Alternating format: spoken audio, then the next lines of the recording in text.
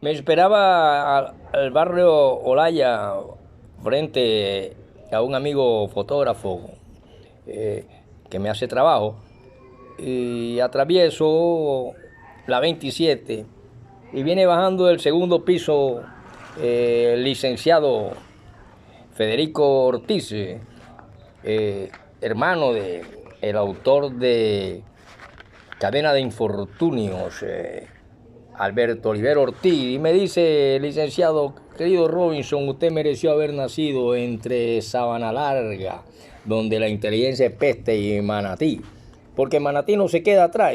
¿Pero qué? ¿Por qué, querido y apreciado Federico Olivero? Me dice esto Ferreira, porque hay muy pocos que no, digamos, no tienen las dimensiones intelectuales que tienes tú y muchos comprenden. En este mundo donde eh, se valora más el crimen, se valora más las camionetas lujosas, se valora más la corrupción, se valora más el que ostenta, aunque aquello venga con sangre y venga con mafia y venga con toda la riqueza.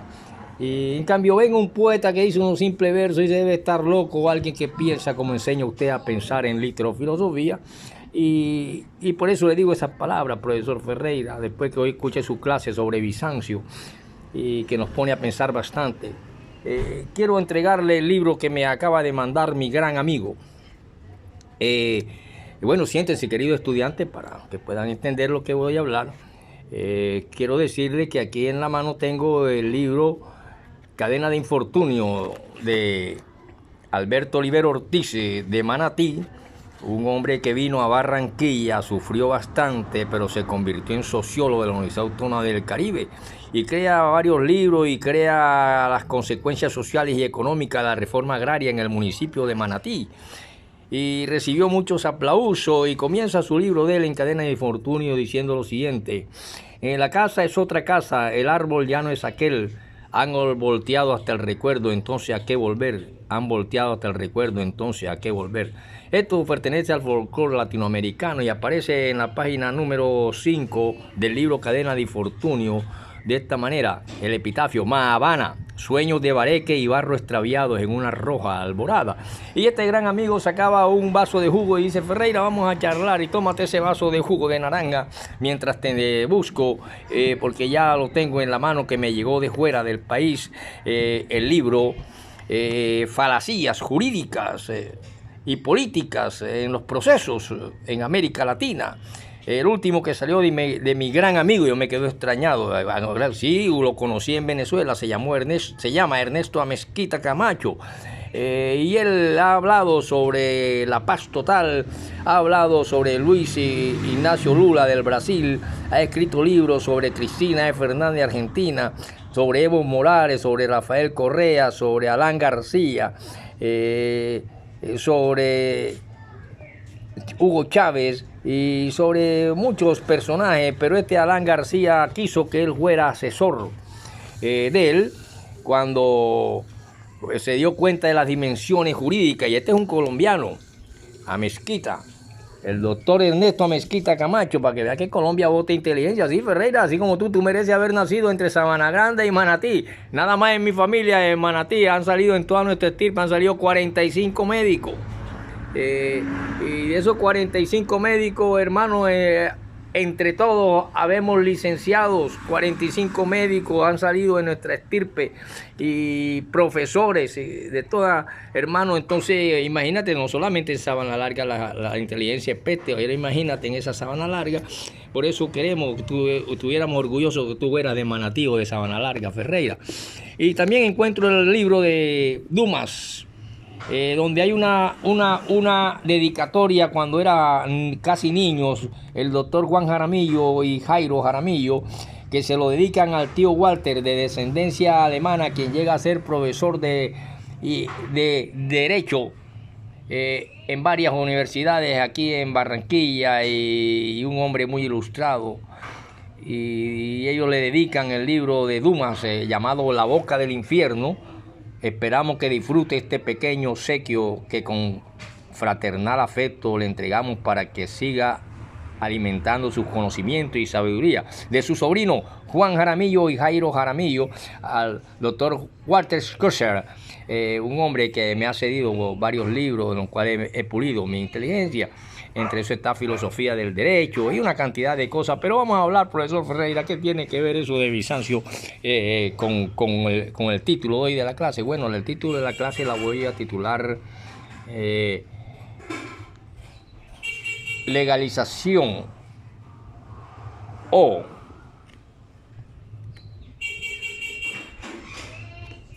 la justicia o la política, pero que en este caso trataríamos sobre si un órgano político o uno jurídico, rechazando este último con el argumento de que existe una politización de la justicia o se judicializa la política. ¿Qué tiene que ver esto con Bizantino? Por eso le expliquen que usted es el que lo puede. Bueno, queridos estudiantes, primero que todo queremos decirle, para entrelazarnos con esa clase anterior, que la palabra bizantino tiene varios significados. Geográficamente pertenece a una parte del oriente de Grecia y de Roma, donde posiblemente hoy está Estambul, y que ahí se erigió el famoso imperio bizantino y la famosa Constantinopla. Después que Roma se divide en dos, allá en el 399 al 401 o 2, la parte oriental se perfila hacia allá y da origen a que nazca el cristianismo y da origen a que se acepte la irrupción del pensamiento hebreo en la cultura grecorromana, y porque esas islas pertenecían a Grecia oriental a través de todo el medio y de en la parte sureste de Italia. Por lo tanto, van entrelazadas estas cuestiones y por eso el cristianismo allá se extendió. Pero lo importante aquí es que se legalice el cristianismo y que la palabra Bizancio significa, y por eso lo voy a entrelazar, que en Colombia está politizada la justicia cuando debemos judicializar la política. Y por eso esas cosas provienen de una corrupción que nace allá con el Frente Nacional y el bipartidismo hacia casa de nuestros días, en que se politiza la justicia. Y por eso vemos tantas cosas y tantas corrupciones, porque la palabra corrupción, Bizancio, tiene que ver con la palabra corrupción. Bizancio significa, ya en terminología, significa extravagancia, corruptible y lujo. Lujo, extravagancia y corrupción. Y también significa extravagancia en cuestiones de arte, por lo tanto, y de arte corrupto. Por lo tanto, eso fueron una forma de cultura que existieron, y por eso cuando vemos la historia de la cultura universal y la civilización tenemos que ver todas estas cosas. Doy un agradecimiento a mi amigo Federico Ortiz, que también es escritor y tiene varios ensayos políticos y algunos libros inéditos. Ahí me dice: Ferreira, me gusta charlar contigo porque aunque no eres muy valorado por muchos que no entienden las dimensiones de tu inteligencia y tu cosa, te cedo este libro de mi hermano, Cadena de Infortunio, que es su nueva obra, de Alberto Olivero, un sociólogo andariego que encontró en Mahabana el secreto para verter las historias contadas por los abuelos viejos que fumaban tabaco y le arrancaban un chiste al tedio abrasador de los calurosos días del Caribe allá en Manatí. Y le agradezco mucho mientras me tomo el jugo, y entonces dice: quiero que seas tú el primero que tenga en sus manos el libro que me manda mi gran amigo Ernesto Amezquita Camacho, quien me lo dedica en forma especial, donde dice: con gran aprecio y recordación a mi gran amigo y compañero Federico, 2023, falacias en procesos jurídicos y políticos. ¿Pero de qué trata ese libro, profesor? Bueno, el libro del doctor Ernesto Amezquita Camacho Desarrolla cerca de 10 temas de lo que es la historia jurídico-político de América Latina, comenzando por Colombia, donde se politiza la justicia desde el mismo momento del Frente Nacional y el bipartidismo hasta nuestros días, y mete en la obra o estudia en la obra el famoso proceso 8000, sobre el cual todavía se sienten consecuencias jurídicas e ideológicas en nuestro país. Y sobre estos hechos se tiene mucho que decir, ya que no solo fue testigo de la mayor importancia el autor de esta obra, sino también fue partícipe de ello.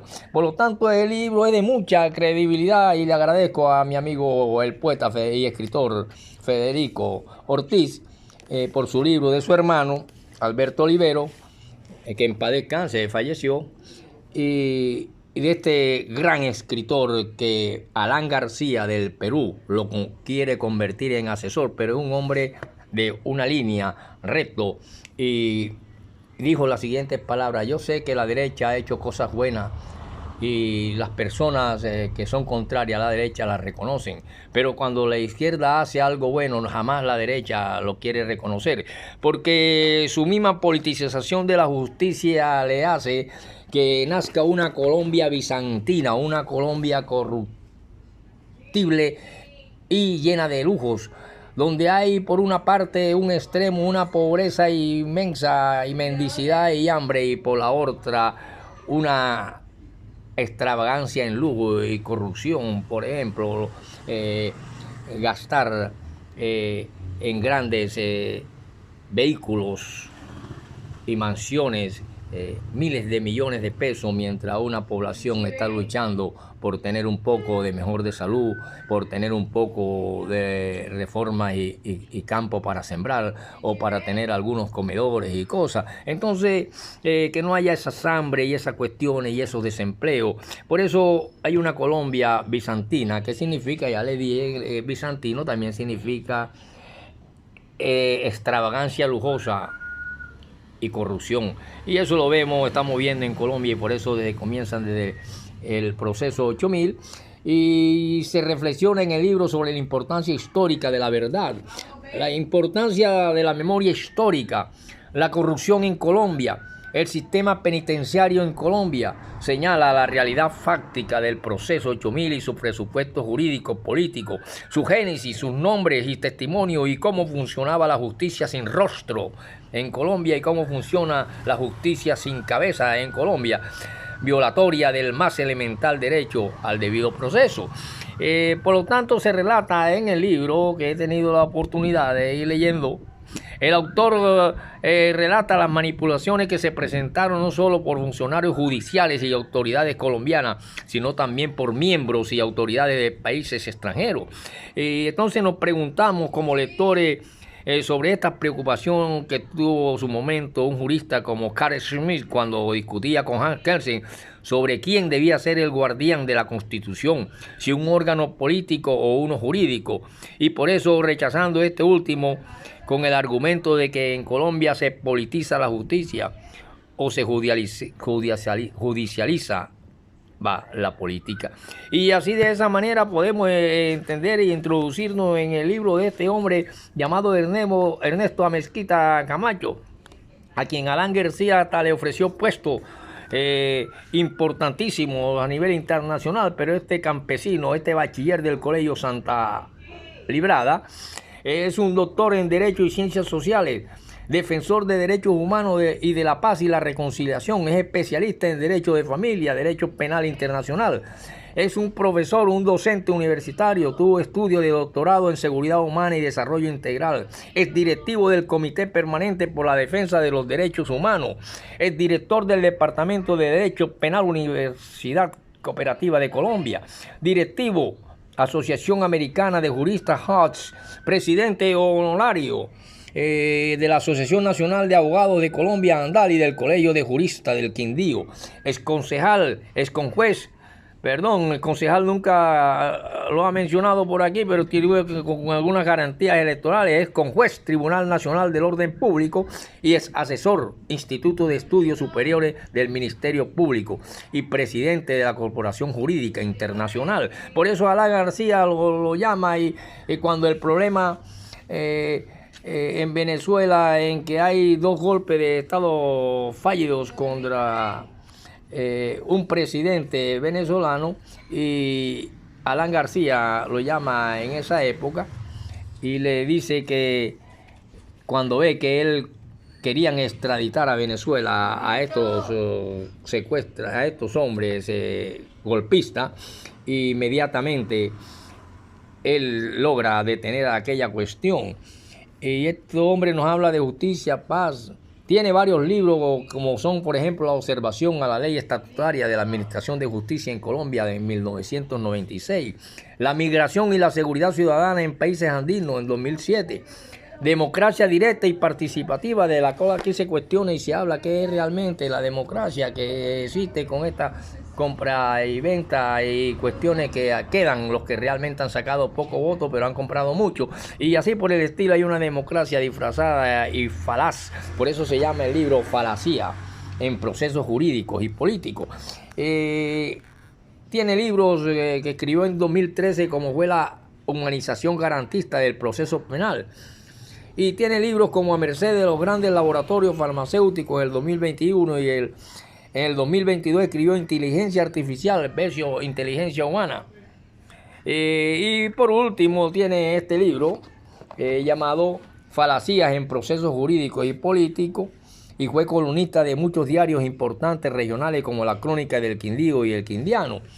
Por lo tanto, al encontrarnos con un hombre de estas dimensiones, nace la pregunta entre nosotros los colombianos, en esta Colombia bizantina, ¿es la politización de la justicia o debe ser la judicialización de los políticos? Continuaremos en la próxima. Si de pronto veo un cotorrito, me lo asegura, por favor.